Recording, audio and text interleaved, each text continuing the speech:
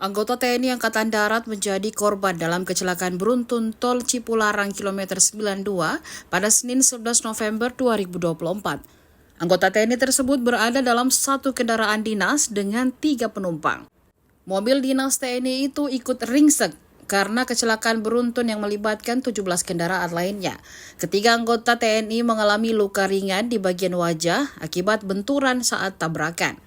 Identitas ketiganya yaitu Adrianus 28 tahun, Sutrisno 54 tahun, dan Iga Karalingga 49 tahun. Puluhan anggota TNI memenuhi rumah sakit menjenguk korban. Kokar Lantas Polri Irjen Pol Aan Suhanan dan PJ Gubernur Jawa Barat B. Mahmudin juga ikut menjenguk anggota TNI tersebut.